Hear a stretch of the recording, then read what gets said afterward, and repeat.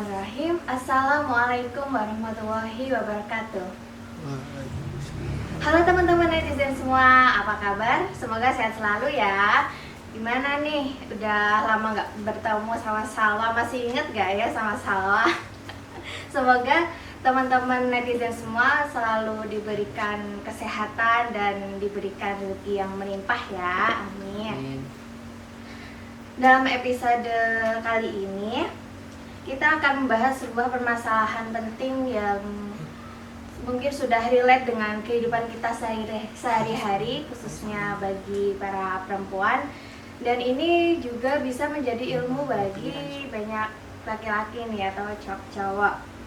Mungkin beberapa dari kita masih bertanya nih, ada berapa sih macam-macam darah kotor yang dikeluarkan oleh wanita? Lalu apakah di saat haid kita para wanita diperbolehkan untuk berwudu?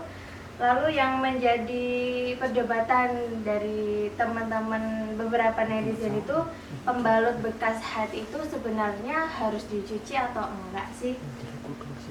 Nah, simak jawaban selengkapnya hanya di Netizen Bertanya, Bunyai Menjawab. Dan di sini saya sudah bersama dengan Bunyai kita, yaitu Bunyai Saidah. Apa kabar Bunyai? Alhamdulillah. Alhamdulillah sehat dulu. Jadi langsung saja begini Bunyai. Perihal haid dan istihadah itu kan menjadi sebuah permasalahan yang selalu berdampingan dengan kehidupan kita sehari-hari kan Bu, apalagi khususnya bagi wanita. Nah, tapi beberapa masyarakat atau teman-teman itu masih bertanya soal mereka belum bisa mendalami sebenarnya hukum atau ilmunya ketika kita sedang haid atau istihadah itu bagaimana. Nah, sebenarnya ada berapa macam sih Bu darah kotor yang dikeluarkan oleh wanita, dan apakah darah-darah itu bisa disebut darah kotor? Terima kasih. Assalamualaikum warahmatullahi wabarakatuh. Alhamdulillahirabbil alamin. Wassalatu wassalamu ala asyrofil anbiya'i wal mursalin sayyidina wa maulana Muhammadin wa ala alihi wa ashabihi ajma'in, amma ba'd. Alhamdulillah, pada kesempatan kali ini kita dipertemukan kembali dalam kajian tentang darah wanita, dan insya Allah sebentar lagi kita akan memasuki bulan Ramadan. Mudah-mudahan kita semua diampuni oleh Allah dan kita besok pada hari raya Idul Fitri benar-benar mendapatkan kemenangan. Amin Allahumma amin. Pertanyaannya tentang darah perempuan, darah yang dikeluarkan perempuan itu disebut, bisa dinamakan darah kotor, yaitu ada tiga macam darah yang dikeluarkan oleh perempuan. Yang pertama darah haid, yang kedua nifas, yang ketiga darah istihadah. Nah, pertanyaannya, apa itu darah haid, darah nifas, atau istihadah? Yang pertama kita akan membahas tentang darah haid.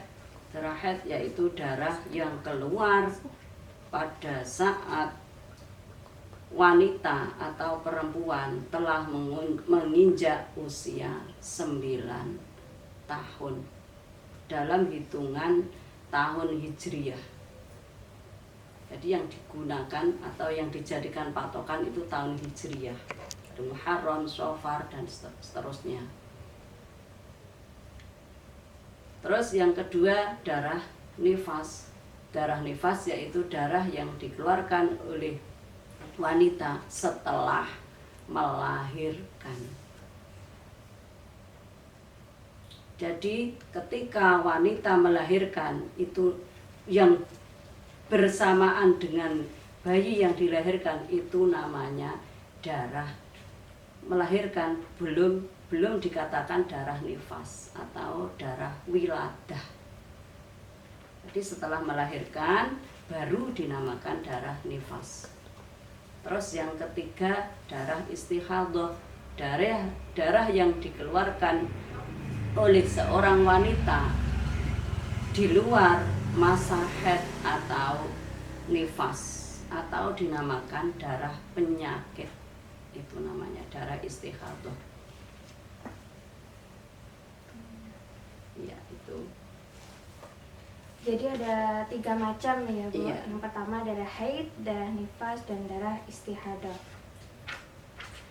Lalu perihal kita masuk ke darah haid dulu ya Bu. Iya, monggo.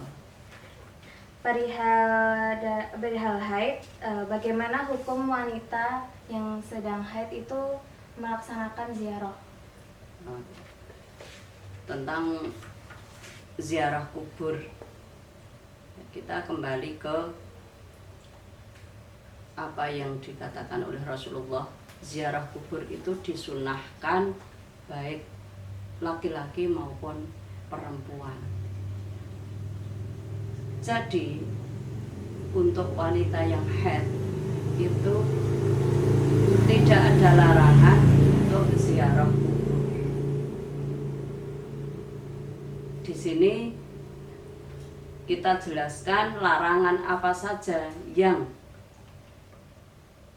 atau yang tidak boleh dilakukan ketika seorang wanita sedang haid atau nifas. Ya, yang pertama, sholat. Yang kedua, tawaf atau mengelilingi Ka'bah. Terus yang ketiga, membaca Al-Quran, membawa Al-Quran, menyentuh Al-Quran. Terus talak, puasa, terus bersenang-senang di antara pusar sampai lutut. Itu tidak boleh dilakukan oleh wanita yang sedang haid. Sedangkan ziarah kubur di situ kan tidak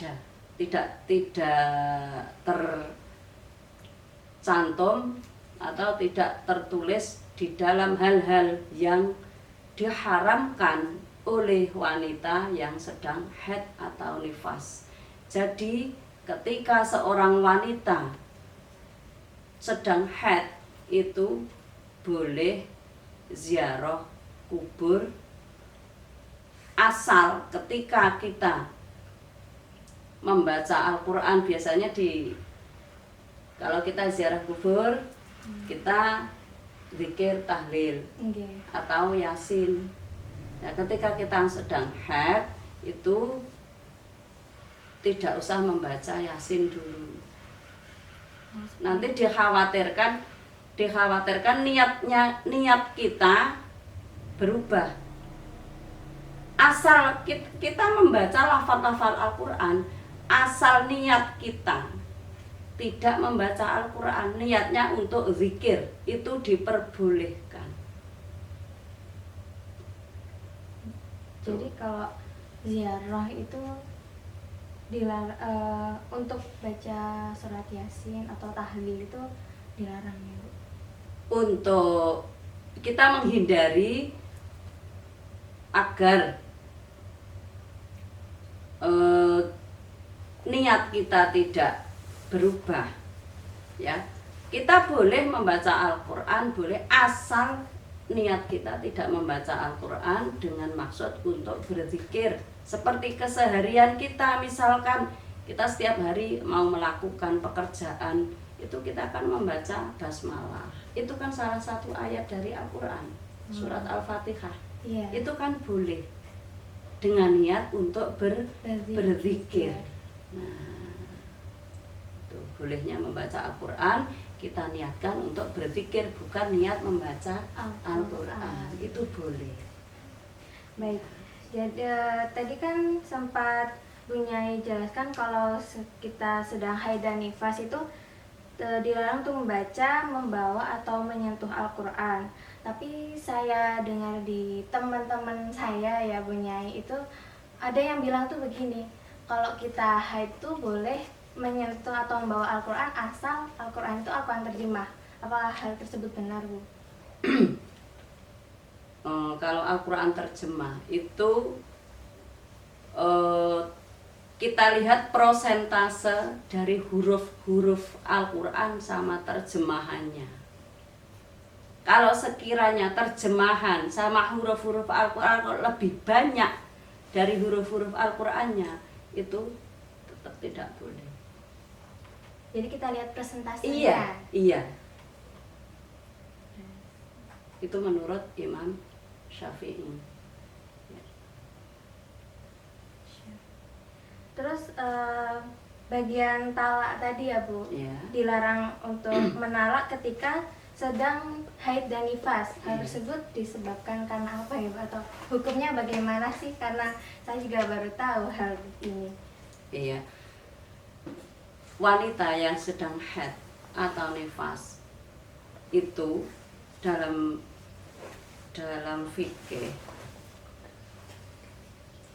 itu kan sedang menanggung hadas besar, ya, atau junub. Ya, orang yang junub itu sesuai yang ada di kitab yang saya baca barusan, kitab I'anatul Nisa, itu di situ tidak boleh ditalak. Iya, jadi kalau kita mau, misalkan ada suami istri ketika sedang haid atau nifas, seorang suami menjatuhkan talak kepada istrinya, itu tidak boleh, menunggu sampai selesai dulu baru boleh. Jadi perihal talak ini seorang suami itu harus menunggu istrinya selesai haid dan atau nifas. nifasnya. Karena Iya. tadi sedang menanggung hadas yang besar. Iya. Betul, Bu. Lalu pertanyaan yang kedua, apakah seorang wanita haid itu boleh diperbolehkan untuk berwudu ya Bu? Oh. Perihal wanita haid melakukan wudhu itu sepakat para ulama tidak disunahkan untuk melakukan wudhu. Sebab apa?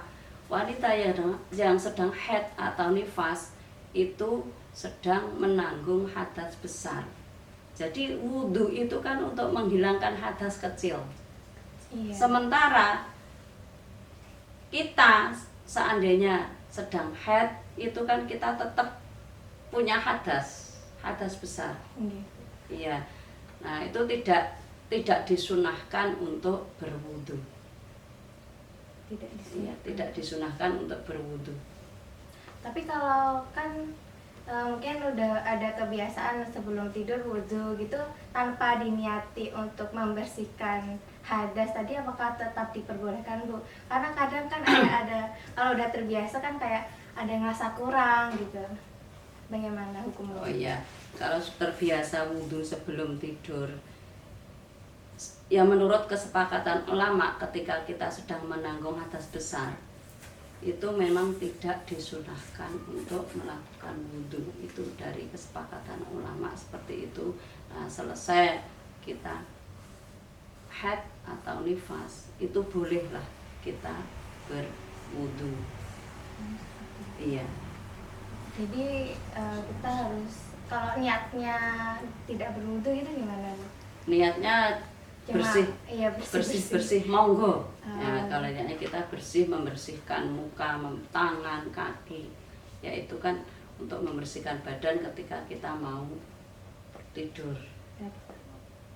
Jadi kalau kita sedang haid tapi niatnya wudhu ini bukan untuk niat untuk menghilangkan hadas hadas kecil, kecil. itu diperbolehkan Iya. ya Bu. Asal niatnya hanya untuk bersih-bersih. Iya.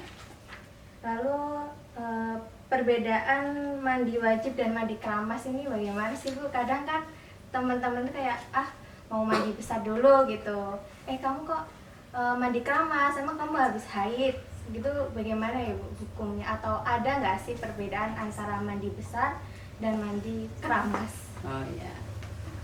Untuk membedakan antara mandi sunnah atau mandi yang kita lakukan sehari-hari yaitu atau mandi keramas tapi bukan mandi wajib, ya artinya mandi besar, mandi untuk menghilangkan hadas besar. Itu perbedaannya ada pada niatnya.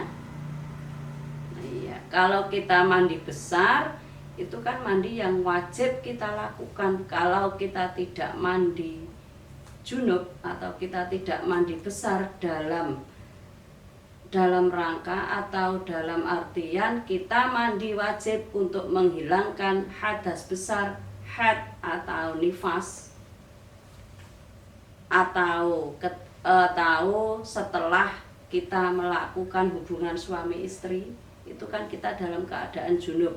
Kalau kita tidak mandi besar, itu kita kan belum diperbolehkan untuk menjalankan sholat, untuk menjalankan tawaf, menyentuh Al-Quran, yaitu ya semuanya yang diharamkan ketika kita junub. Ya, itu niatnya. Jadi kalau mandi besar itu niat menghilangkan hadas besar. Misalkan mau mandi ketika kita bersuci dari haid, nawaitu ghusla liraf'il hadasil haidhi atau liraf'il hadasil akbari anil haidhi fardhon lillahi ta'ala. Itu salah satu niatnya, misalkan itu. Atau boleh pakai bahasa Indonesia, boleh pakai bahasa Jawa, boleh, tidak harus pakai bahasa Arab niat itu. Jadi perihal niat itu tidak harus pakai bahasa Arab. Tidak. Yang penting niat. Kalau masalah diucapkan atau tidaknya bagaimana Bu? Niat itu di dalam hati. Tentang pengucapan niat atau niat itu kita ucapkan secara lisan, itu supaya apa? Supaya hati kita lebih mantap. Istilahnya untuk memantapkan hati kita kalau kita akan melakukan sesuatu. Dituntun. Nah, dituntun dengan lisan. Nah, itu fungsinya. Ya. Sedangkan yang mandi untuk mandi biasa, mandi sunnah atau mandi keramas, itu mandi yang kita lakukan sehari-hari, mandi untuk membersihkan badan kita, biar badan kita sehat, biar badan kita seger. Niatnya ya niat mandi sunnah. Mandi sunnah. Iya. Jadi tetap dapat pahala ya? Ya tetap, asal kita niat. Innamal a'malu niat. Kalau kita melakukan sesuatu sekecil apapun itu, kalau kita dasari dengan niat lillahi ta'ala, itu akan mendapatkan nilai plus. Iya, tuh. Jadi semua yang kita lakukan sehari-hari itu yang penting dimulai dengan niat. Niat. Iya. Baik Bu. Lalu pertanyaan selanjutnya yang ini mungkin menjadi sedikit perdebatan bagi di kalangan masyarakat. Jika kita sedang haid, itu apakah kita tidak boleh memotong kuku dan memotong rambut Bu? Karena ada kubu yang mengatakan kalau boleh kenapa sih nggak boleh, kan kalau kukunya udah panjang gimana? Terus ada yang bilang kalau hal tersebut tuh diharamkan. Nah, itu bagaimana ya Bu hukumnya? Oh iya. Untuk perihal memotong kuku atau memotong rambut atau misalkan mencabut rambut dari bagian tubuh kita ketika kita haid atau nifas, itu dari ulama tidak ada yang mengharamkan. Ya, untuk ulama mazhab Syafi'i itu diperbolehkan. memang ada, sebaiknya tidak dilakukan. Ada, itu Imam Ghazali. Imam Ghazali itu beliau berpendapat bahwa ketika kita besok di hari kiamat, seluruh anggota tubuh kita akan dikembalikan ke kita. Semuanya, baik itu yang sudah terbuang, nanti dikumpulkan, dikembalikan ke kita. Nah, untuk lebih berhati-hati, ini menurut Imam Ghazali, itu ketika kita akan membuang bagian-bagian tubuh kita, itu sebaiknya kita dalam keadaan suci. Jadi besok ketika bagian-bagian tubuh kita yang terbuang dikembalikan kepada kita, itu tidak dalam keadaan junub. Berhadas besar tadi ya, Bu. Iya. Untuk ulama yang lain tidak ada yang mengatakan bahwa hukumnya haram, tidak ada. Jadi sesuai kepercayaan kita atau bagaimana, Bu? Iya, monggo. Yang itu tadi yang mengatakan Tidak boleh. bukannya tidak boleh, bukan haram, sebaiknya jangan dilakukan. Jadi tidak sampai mengharamkan, tidak sampai mengharamkan. Ya, untuk lebih berhati-hati, sampai Imam Ghazali juga ngendikan meskipun kita tidak sedang haid atau nifas, apabila bagian tubuh kita misalkan kuku atau rambut kita ketika kita sisir jatuh, itu beliau berpendapat rambut atau kuku yang jatuh yang sudah terbuang itu sebaiknya nanti disucikan dulu, baru setelah itu dikubur. Disucikannya dengan Air. Iya, disiram pakai air, setelah itu nanti kita kubur. Jangan asal membuang. Iya, itu menurut Imam Ghazali. Tapi menurut Ibu Nyai, lebih baik yang mana sih, Bu? Mending kita berhati-hati atau ya udah kita potong kuku aja, potong rambut aja? Oh, monggo, Nek. Kalau saya tidak memaksakan, Mbak. Monggo, terserah penjenengan mau lebih berhati-hati, monggo. Mau dipotong atau terserah, monggo. Kalau saya tidak terlalu mengikat saya itu. Iya. Baik, Bu. Lalu pertanyaan terakhir nih, Ibu Nyai.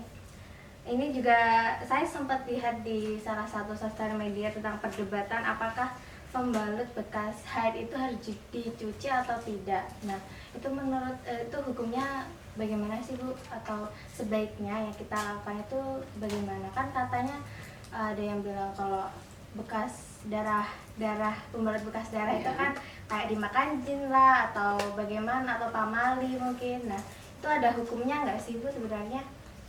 Oh ya, untuk pembalut setelah kita pakai itu di hukum Islam itu tidak ada, maksudnya tidak ada apakah itu disukai jin, itu tidak ada yang menyebutkan di hukum Islam, tidak ada. Hanya saja ketika kita selesai memakai pembalut itu sebaiknya dicuci yang bersih agar tidak mencemari lingkungan. Itu saja, untuk meringankan petugas kebersihan. Cobalah kita sendiri mencoba nyium darah yang kita keluarkan ketika haid atau nifas, itu baunya kan seperti itu. Iya, benar. Iya, sebenarnya kita harus mempunyai perasaan malu. Nah, saya nyium darah saya sendiri seperti ini, masa orang lain mau nyium? Ya seperti itulah. Yaitu kita untuk menjaga kebersihan lingkungan sebaiknya dicuci yang bersih, terus dibungkus plastik atau kertas yang sekiranya bisa menutupi pembalut itu, digulung atau dilipat sampai kecil itu, terus dibungkus di kertas atau di plastik, barulah dibuang. Ya kalau saya di pondok dulu tidak pernah pembalut itu dibuang di tempat sampah umum, dibakar. Khusus. Iya, khusus di Pondok Putri itu memang ada pembakar. Setiap seminggu sekali itu membakar, pembalut dibakar sendiri, tidak pernah dibuang diambil oleh tukang sampah, tidak pernah. Jadi walaupun dibakar juga masih kita tetap harus dicuci ya? Iya, dicuci bersih. Kalau ada misalkan ada anak pondok yang sekiranya membuang pembalut sembarangan, tidak, nanti dicek siapa, ya pasti ketemu terus dihukum. Iya, itu dulu di pondok saya seperti itu pengalamannya. Jadi harus benar-benar bersih, ditaruh di kertas, dibungkus kertas atau plastik, baru dibuang di tempat pembuangan khusus untuk pembalut. Iya. Jadi perihal pembalut harus dicuci atau tidak ini yang bertujuan sebaiknya kita cuci, bertujuan untuk menjaga kebersihan lingkungan, menjaga polusi biar tidak ada polusi udara.